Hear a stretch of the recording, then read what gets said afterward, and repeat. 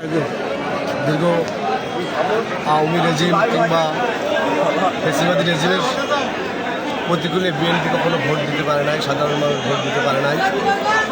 আমি এই স্বৈরাচারী আমলে দেখেছি মানুষ ভোটের দিন ঘরের মধ্যে লুকাত।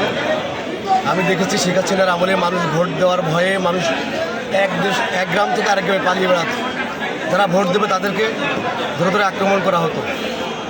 আজ আমার জেলা সাতক্ষীরা জেলার শ্যামনগর উপজেলায় আমার নিজের ইউনিয়ন বুড়িগাল ইউনিয়নে বিএনপি যে কারণে যুদ্ধ করতেছিল গণতন্ত্র, সেই গণতন্ত্রের বহিঃপ্রকাশ শুধু বিএনপি নয়, বিএনপি ভোটের মাধ্যমেই তারা ওয়ার্ড থেকে শুরু করে কেন্দ্র পর্যন্ত কাউন্সিলের মাধ্যমে নেতৃত্ব নির্বাচন করার একটা সিদ্ধান্ত নিয়েছিলেন।